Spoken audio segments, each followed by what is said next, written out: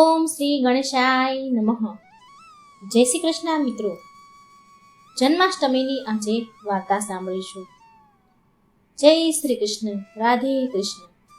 નંદ દુલારો, દેવકીનો વાલો, યશોદાની આંખોનો તારો, જય હો ગોકુળના ગોવાળિયાની, રાધાજીની ભક્તિ મોરલીની મીઠાશ. આવો આપણે બધા જ ભેગા મળીને મનાવીએ જન્માષ્ટમીનો ઉત્સવ ખાસ. આવો મળીને સજાવીએ નંદલાલાને, કાનુડો આવશે કાળી રાતમાં, બનાવશે સહુના બગડેલા કામ, ભજતા રહીશું બસ કનૈયાનું નામ. ગોકુળમાં જેણે કર્યો વાસ, ગોપીઓ સંગ રચ્યો ઇતિહાસ. દેવકી યશોદા છે જેમની મૈયા, એવા છે આપણા કૃષ્ણ કનૈયા. આપ સૌને શ્રી કૃષ્ણ જન્માષ્ટમીની ખૂબ ખૂબ શુભકામના. કાનો તમારી બધી જ મનોકામના ઈચ્છા પૂરી કરે એવી મારી પ્રભુને પ્રાર્થના. આજે આપણે સાંભળીશું ભગવાન શ્રી કૃષ્ણની જન્માષ્ટમીની કથા વાર્તા. શ્રી કૃષ્ણ ગોવિંદ હરે મુરારી, હે નાથ નારાયણ વાસુદેવા, હરે રામ રામ રામ હરે હરે, હરે કૃષ્ણ કૃષ્ણ કૃષ્ણ હરે હરે. બોલો કૃષ્ણ કનૈયાની જય. ભગવાન શ્રી કૃષ્ણ જે નારાયણ અવતાર છે, જે અજન્મા છે, પરંતુ પ્રભુ પૃથ્વીનો ભાર હળવો કરવા માટે, અથવા એમ પણ કહી શકાય કે પોતાના ભક્તોના કલ્યાણ માટે વારંવાર કોઈને કોઈ સ્વરૂપમાં જન્મ ધારણ કરે છે અને વિવિધ લીલાઓ કરીને ભક્તોના મન મોહે છે અને દુષ્ટોનો સંહાર કરે છે. એમ ભગવાન શ્રી કૃષ્ણના રૂપમાં નારાયણે સ્વયં આ જન્માષ્ટમી એટલે કે શ્રાવણ વદ આઠમના દિવસે જન્મ લીધો અને ભગવાને દેવકી અને વાસુદેવને ત્યાં જન્મ લઈને તથા નંદ બાબા અને યશોદાને આનંદ આવ્યો.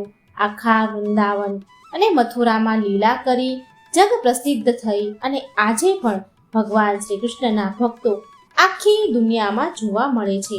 જન્માષ્ટમીના દિવસે સવારે સ્નાન વગેરેથી પરવારીને આપણા ઘરના મંદિરમાં જો ભગવાનની મૂર્તિ કે ફોટો હોય તો તેની પૂજા સેવા થાય છે. આ દિવસે વ્રત ઉપવાસ કરવાથી તથા ભગવાનની પૂજા ભક્તિ કરવાથી, ગીતાજીનો પાઠ કરવાથી, સાંભળવાથી પિતૃદેવના આશીર્વાદ મળે છે. આમ પ્રભુનો જન્મ દિવસ આઠમના દિવસે મનાવાય છે અને ભક્તો વ્રત કરે છે. અને જ્યારે બીજા દિવસે નંદ બાબા અને યશોદાને ત્યાં પ્રભુ શ્રી કૃષ્ણનો જન્મ ઉત્સવ મનાવાય છે, એટલે નંદ મહોત્સવ પણ મનાવવામાં આવે છે. આ દિવસે જન્માષ્ટમી વ્રતના પારણા થાય છે. બ્રાહ્મણોને દાન દક્ષિણા આદિ કરીને વ્રતના પારણા કરાય છે. એક વખત યુધિષ્ઠિરે ભગવાન શ્રી કૃષ્ણને કહ્યું કે હે દેવકી નંદન, આ જન્માષ્ટમીના વ્રત કરવાથી શું લાભ પ્રાપ્ત થાય છે તે મને જણાવો. આ સાંભળી ભગવાન શ્રી કૃષ્ણ યુધિષ્ઠિરને કહે છે, હે રાજન, જન્માષ્ટમીનું વ્રત કરવાથી તથા શ્રી કૃષ્ણ એટલે કે મારી સ્વયંની લીલા કથા સાંભળીને ઉત્સવ મનાવાથી જીવનમાં શાંતિ સુખની પ્રાપ્તિ થાય છે. મનુષ્ય નિરોગી રહે છે. જે દેશમાં વ્રત ઉત્સવ થાય છે, જ્યાં મેઘ વરસાદ થાય છે, ત્યાં અતિવૃષ્ટિ કે અનાવૃષ્ટિનો ભય રહેતો નથી. એટલે કે વર્ષા ઋતુની જે ઋતુ છે તે સમાપ્ત થાય છે ત્યાં સુધી કોઈ અહિત થતું નથી, કોઈને હાનિ થતી નથી, લાભ પ્રાપ્ત થાય છે.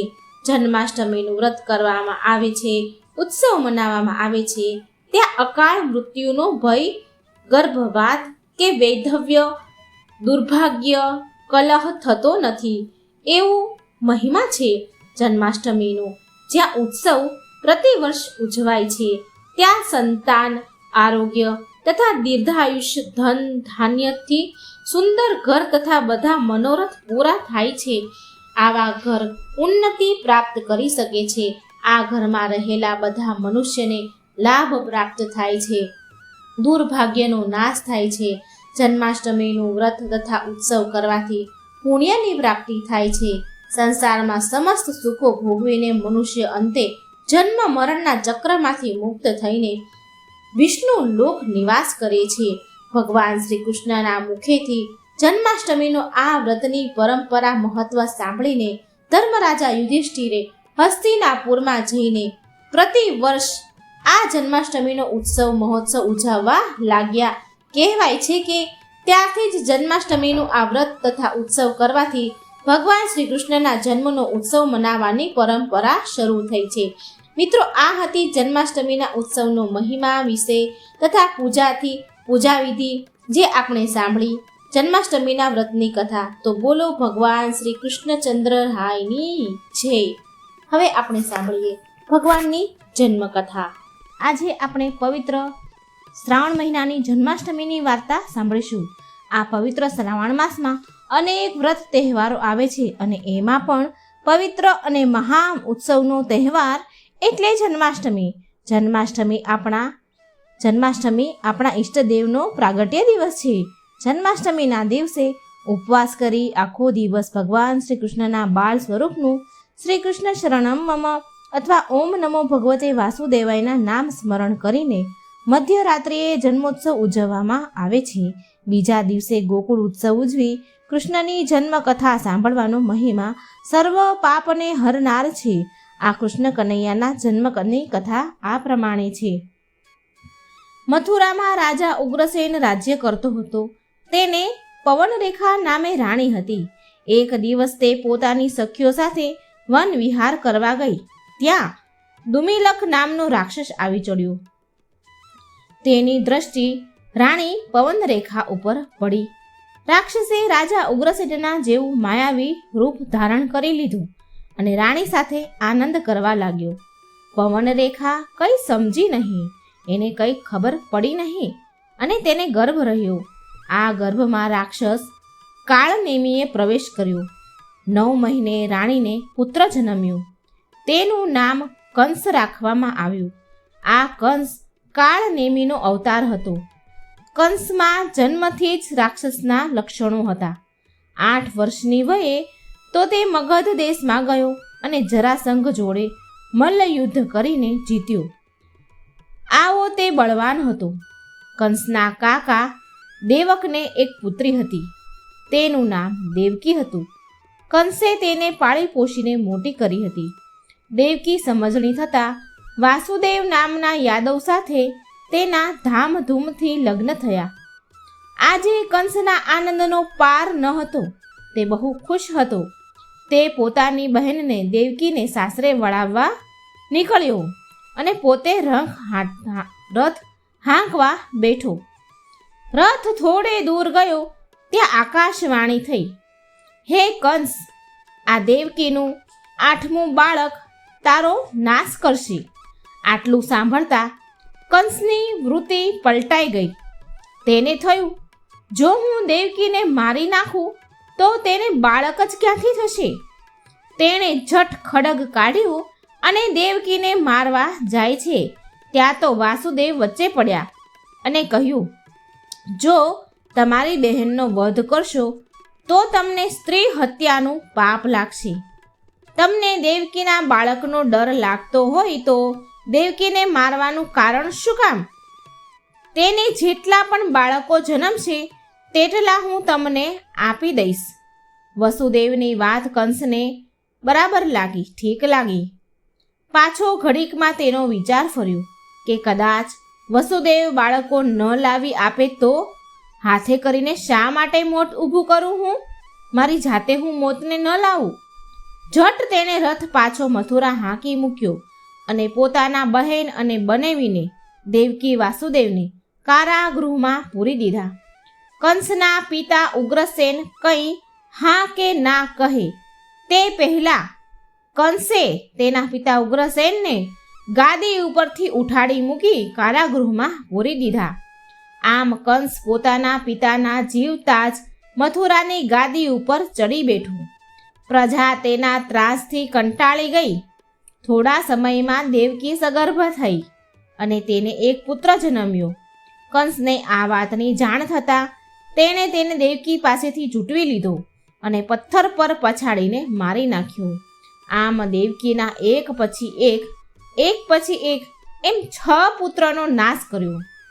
આ સમયે ક્ષત્રિય કુળમાં ઉત્પન્ન થયેલા દૈત્યોથી પૃથ્વી પીડાતી હતી. દૈત્યોનો ત્રાસ સહન ન થવાથી પૃથ્વી બ્રહ્માને શરણે ગઈ. બધા દેવો ભેગા થયા અને પૃથ્વીને આશ્વાસન આપી તેનું દુઃખ નિવારણનું જણાવ્યું. દેવોએ એક પછી એક પૃથ્વી ઉપર અવતાર લેવા માંડ્યા. દેવાંગનાઓ વ્રજભૂમિમાં ગોપીઓ બની દેવો ગોવાળિયાઓ બન્યા. દેવકી 7મી વાર સગર્ભા થઈ. તે સમયે શેષ નાગ એટલે કે શેષ પોતાના અંશ વડે દેવકીના ગર્ભમાં પ્રવેશ કર્યા, પરંતુ યોગ માયાએ દેવકીનો ગર્ભ વસુદેવની બીજી સ્ત્રી રોહિણીના ઉદરમાં મૂક્યો. આમ દેવકીનો ગર્ભ નિર્વિઘ્ને પહોંચી ગયો. રોહિણીને 9 માસે પુત્ર જન્મ્યો. તેનું નામ રામ પાડ્યું. બલરામ હતું. રામે બલપૂર્વક પ્રલંબાસુરને મારી નાખ્યો, તેથી તે બલરામ કહેવાયા. બલરામ શેષ અવતાર ગણાય છે. શેષ નાગનો અવતાર એ બલરામ છે. દેવકી 8મી વાર સગર્ભા થઈ. ગોકુળમાં નંદરાજ વાસુદેવના પરમ મિત્ર હતા. તેને જશોદા નામે પત્ની હતી. તે પણ આ જ સમયે સગર્ભા હતી. તેના ગર્ભમાં યોગ માયાએ પ્રવેશ કર્યો. દેવકીને વસુદેવ કારાગૃહમાં હતા. તેવામાં શ્રાવણ મહિનાની 8મની મધરાતે દેવકીને પુત્ર જન્મ્યો. પુત્ર જન્મતાની સાથે કારાગૃહમાં દિવ્ય પ્રકાશ ફેલાયો. પ્રકાશમાં વસુદેવે શંખ, ચક્ર, ગદા તથા પદ્મ ધારણ કરેલા ભગવાન વિષ્ણુને જોયા. ભગવાન વિષ્ણુએ દર્શન આપ્યા. વસુદેવ ભગવાનના ચરણોમાં ઢળી પડ્યા. ઘડીકમાં ભગવાન વિષ્ણુ દેવકીના બાળકમાં થઈને દેવકીનું બાળક બનીને તેના ઉદરમાં સમાઈ ગયા અને જન્મ થયો. વસુદેવના હૃદયમાં હવે ધીરજ આવી. તેમણે જોયું તો કારાગૃહના લોખંડી બારણા ઉઘડી ગયા. દીવાના પ્રકાશમાં ચોકીદાર પર દ્રષ્ટિ કરી તો બધા ઘસઘસાટ ઊંઘતા હતા. વસુદેવ સાવધાન થયા અને ગમે તે ભોગે દેવકીના જે બાળકનો જન્મ થયો હતો તેને બચાવવા માટે તેણે નિર્ણય કર્યો. તેઓએ બાળક કૃષ્ણને છાબડીમાં મૂક્યા અને છાબડી સાથે મૂકી સાવધાનીપૂર્વક ચાલી નીકળ્યા. તેઓ યમુના નદીના કાંઠે આવ્યા. યમુનાના પાણી તો ઘૂઘવાટા લઈ રહ્યું હતું. આજે તેમના શરીરમાં દેવી શક્તિનો સંચાર થયો હોવાથી તેમણે ગમે તે સંકટનો પ્રતિકાર કરવાનો નિર્ણય કર્યો. સાહસપૂર્વક તેમણે નદીના પાણીમાં પગ મૂક્યો. ઘૂઘવાતી યમુના જાણે શાંત બની ગઈ.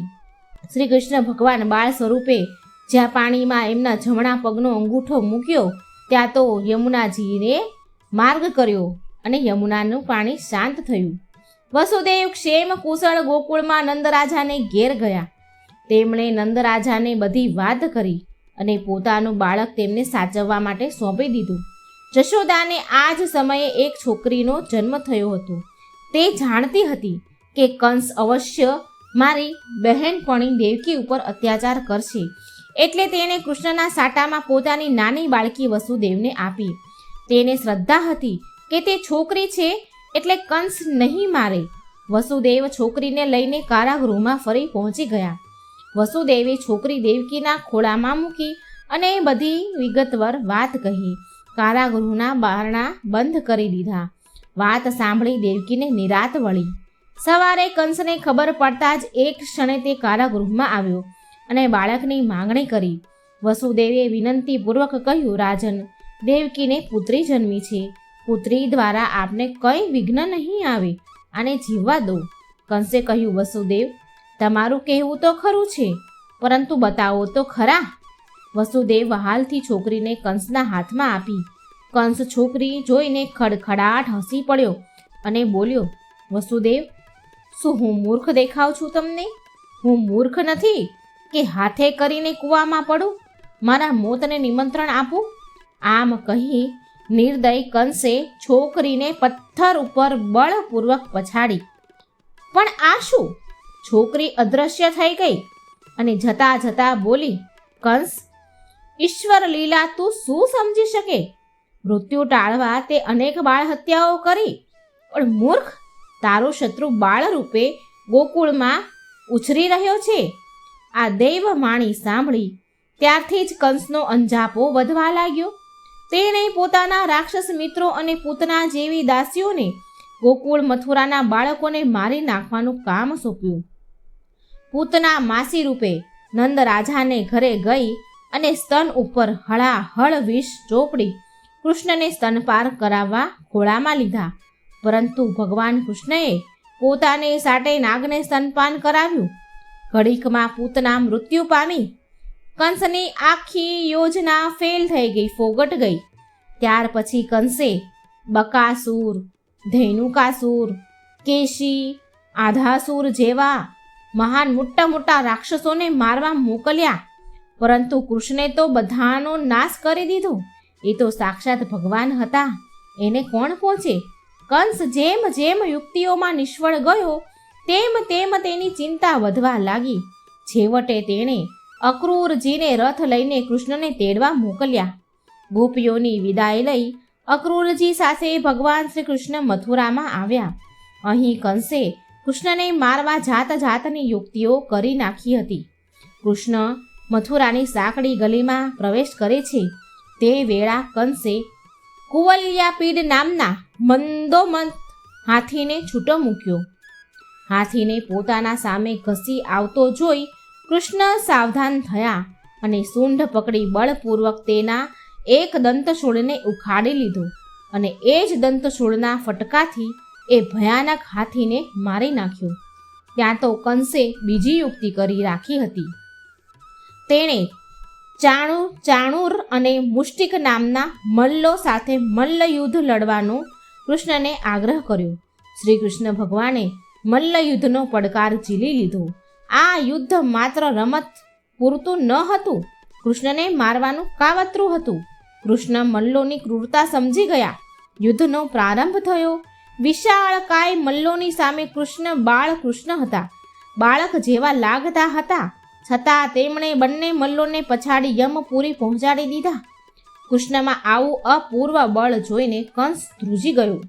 છતાં જાણે વહાલ બતાવતો હોય તેમ કૃષ્ણને પ્રેમથી ભેટવા ગયો. શ્રી કૃષ્ણ પાસે આવ્યા ત્યાં તો કંસે તેમને પોતાના બાહુપાશમાં જકડી લીધા.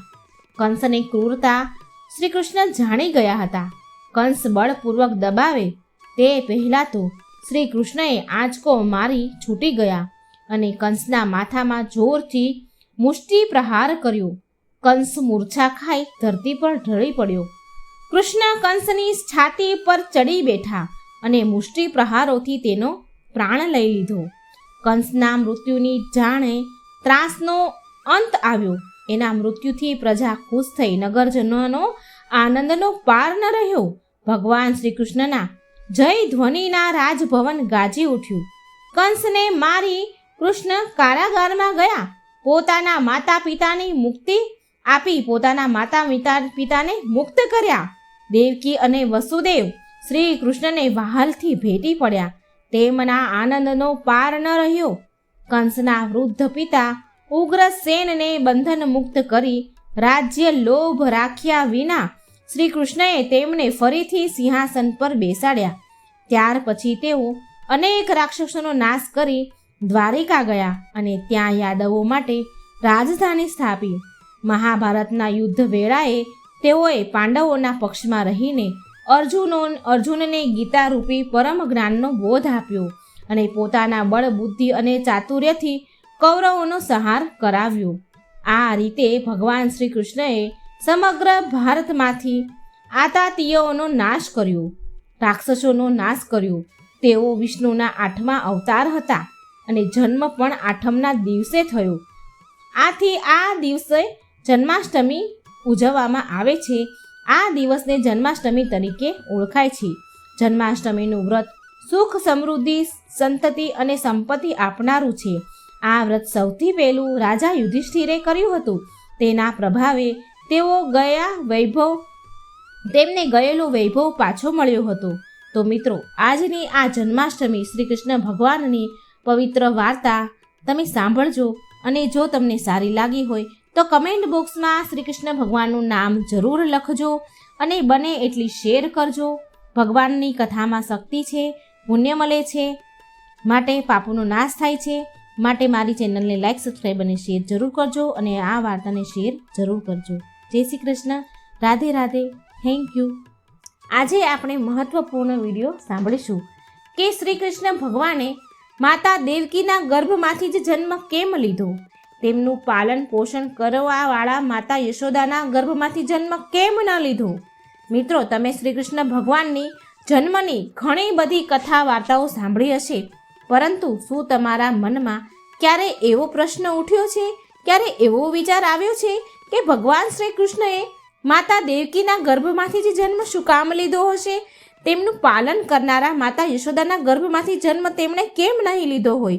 તો ચાલો આપણે આ બધા જ પ્રશ્નોના ઉત્તર આ વિડીયોમાં જાણીશું.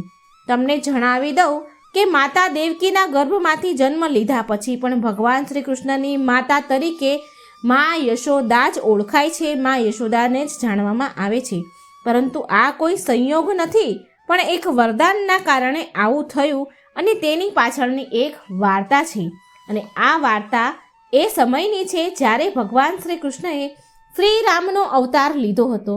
તે સમયે તેમની સાવકી માતા કૈકેયી પ્રભુ શ્રી રામને તેમને પ્રેમ તો બહુ જ કરતા હતા. માતા કૈકેયી શ્રી રામને પ્રેમ ઘણો કરતા હતા, પરંતુ પોતાના પુત્ર ભરત માટે રાજા દશરથને એવો આદેશ આપે છે કે રામને 14 વર્ષનો વનવાસ અને પુત્ર ભરતને અયોધ્યાના રાજા તરીકે નિયુક્ત કરવામાં આવે.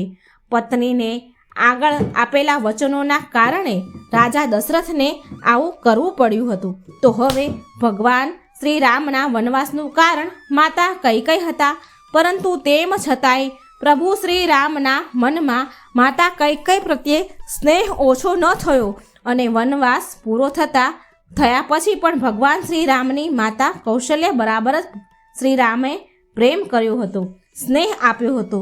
માતા કૈકેયીને ભગવાન શ્રી રામના આવા ઉદારતા ભર્યા વ્યવહારને જોઈને, આટલો પ્રેમ જોઈને માતા કૈકેયીનું મન પીગળ્યું. માતા કૈકેયીને પછતાવો થાય છે. માતા કૈકેયી ભગવાન શ્રી રામને કહે છે કે પુત્ર, આગલા જન્મમાં મારા ગર્ભમાંથી જન્મ લઈને મને પોતાની માતા બનવાનું સૌભાગ્ય પ્રદાન કરજો. હું એમ સમજીશ કે તે મને માફ કરી દીધી. પછી મર્યાદા પુરુષોત્તમ રામે પણ માતા કૈકેયીની આવી અભિલાષાને પૂરી કરવા માટે આગળના જન્મમાં તેમના ગર્ભમાંથી જન્મ લેવાનું વચન આપી દીધું કે હાર સારું માતા, હું તમારા ગર્ભમાંથી જન્મ જરૂર લઈશ. માતા કૈકેયીને વચન આપ્યું અને ભગવાન શ્રી રામ પોતાની માતા કૌશલ્યાને પણ નિરાશ જોઈ શકતા નહીં. એટલા માટે શ્રી રામે માતા કૌશલ્યાને કહ્યું કે હું માતા કૈકેયીના ગર્ભમાંથી જન્મ તો જરૂર લઈશ, કૈકેયીનો પુત્ર બનીને જન્મ લઈશ, પરંતુ હું તમારો જ પુત્ર કહેવાઈશ. એટલે મિત્રો, આ તે જ કારણ હતું કે પોતાના આગલા જન્મમાં દ્વાપર યુગમાં માતા દેવકીના ગર્ભમાંથી જન્મ લીધો હતો. પણ તે નંદલાલા માતા યશોદાના જ કહેવાય છે. શ્રી કૃષ્ણની માતા યશોદા જ ઓળખાય છે. તમને જણાવી દઉં કે માતા કૈકેયીએ જે દેવકીના રૂપમાં જન્મ લીધો હતો અને માતા કૌશલ્યાએ માતા યશોદાના રૂપમાં જન્મ લીધો હતો. ભગવાન રામ પોતાની કોઈ પણ માતાને નિરાશ કરવા ઈચ્છતા ન હતા.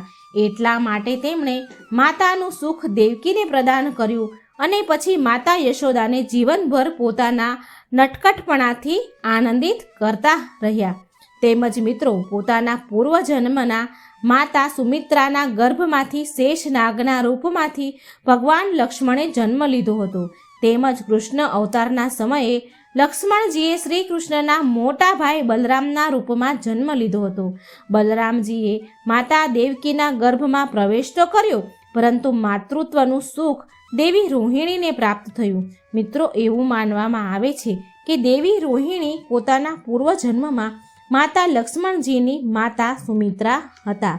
અને હવે તે પણ જાણીએ કે કંસ પોતાની સગી બહેન દેવકીના પુત્રને શું કામ મારતો હતો. તો મિત્રો, તમને જણાવી દઉં કે દ્વાપર યુગમાં ભોજવંશી રાજા ઉગ્રસેન મથુરાના રાજા હતા. તેનો પુત્ર કંસ અને પુત્રી દેવકી હતા. કંસ ખૂબ જ અત્યાચારી હતો અને તેણે પોતાના ક્રોધના કારણે પોતાના પિતાને રાજાને પદ પરથી ઉતારી હટાવી અને પોતે મથુરાનો રાજા નરેશ બનીને બેસી ગયો. કંસે પોતાની બહેન વાસુદેવ નામના એક યદુવંશી સાથે પરણાવી. તેમજ લગ્ન પછી કંસ પોતાની બહેન અને બનાવીને સાસરીએ મૂકવા જઈ રહ્યો હતો. એવામાં રસ્તામાં આકાશવાણી થઈ કે હે કંસ, જે બહેનને તું આટલા પ્રેમથી તેની સાસરીએ મૂકવા જા છો, પણ તેની જ અંદર તારો કાળ રહેલો છે. તેના જ ગર્ભમાંથી જન્મ લેનાર 8મું બાળક તારું મૃત્યુનું કારણ બનશે. આ સાંભળી તેણે પોતાની બહેન અને પતિ વાસુદેવને મારવાના પ્રયત્ન કર્યા. બહેન દેવકી અને વાસુદેવને મારવાના ખૂબ પ્રયત્ન કર્યા અને ત્યારે દેવકીએ પોતાના પતિના પ્રાણની ભિક્ષા માંગી અને કંસને વિનમ્ર સ્વરથી કહ્યું કે મારા ગર્ભમાંથી જે પણ સંતાન જન્મ લેશે હું તેને તને સોંપી દઈશ, હું તારી સામે લાવીશ. પોતાના બહેન અને પતિને મારવાથી તને શું મળશે? કંસે પોતાની બહેનની વાત સાંભળી અને મથુરા પાછો જતો રહ્યો. દેવકી અને વસુદેવને કારાગૃહમાં પૂરી દીધા. દેવકીએ એક એક કરીને એમ 6 બાળકને જન્મ આપ્યો. બધા જ બાળકને કંસે નિર્દયતાપૂર્વક મારી નાખ્યા. થોડા સમય બાદ દેવકીએ ગર્ભધારણ કર્યું, પરંતુ કંસ આ બાળકને મારી શક્યો નહીં, કારણ કે વાસુદેવે પ્રાર્થના કરી અને આ શિશુને પોતાની બીજી પત્ની રોહિણીના ગર્ભમાં પહોંચાડી દીધો. અને થોડા સમય પસાર થયા પછી માતા દેવકીએ ફરી ગર્ભ ધારણ કર્યું અને 8મું બાળક જન્મ લેવાનું હતું. કારાગારમાં બંનેને બેડીઓ પહેરાવી હતી. તેમજ બીજી તરફ ગોકુળમાં નંદબાબાની પત્ની યશોદા પણ બાળકને જન્મ આપવાની હતી. સંયોગથી દેવકી અને વાસુદેવનો પુત્ર પણ આ દુનિયામાં આવવાનો હતો. તે જ સમયે માતા યશોદાના ગર્ભમાંથી એક પુત્રીનો જન્મ થયો, જે કોઈ સામાન્ય કન્યા ન હતી, પરંતુ યોગ માયા હતી. અને જે કારાગારમાં દેવકીમાં અને વાસુદેવ કેદ હતા, ત્યાં અચાનક એક ભવ્ય પ્રકાશ થયો અને તેઓ પોતાની આંખોની સામે ભગવાન શ્રી હરિને જોવે છે. દેવકીમાં અને વાસુદેવજી શ્રી નારાયણના દર્શન કરે છે. તે બંનેએ શ્રી હરિ વિષ્ણુને પ્રણામ કર્યા અને તેના પછી ભગવાન કહેવા લાગ્યા કે હે વાસુદેવ, દેવકી, હું ફરી એકવાર બાળકનો જન્મ ધારણ કરીશ, પુનઃ હું જન્મ ધારણ કરીશ. વાસુદેવ, તમે તમારા મિત્ર નંદબાબાને ત્યાં છોડીને આવજો તે બાળકને, અને તેના ઘરે જે કન્યાએ જન્મ લીધો છે તે લાવીને તમે કંસને સોંપી દેજો. આટલું કહીને ભગવાન વિષ્ણુ અંતર્ધ્યાન થઈ ગયા.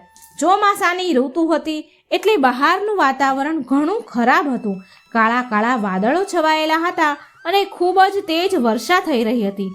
વાસુદેવજી શ્રી કૃષ્ણ ભગવાનને લઈને વૃંદાવનમાં જવા લાગ્યા. ભગવાનની લીલાથી કારાગારના દરવાજા જાતે જ ખુલી ગયા અને ભારે વરસાદ હતો અને યમુનાના નદીને પાર કરીને પોતાના પુત્રને લઈને નંદબાબાને ઘરે પહોંચી ગયા.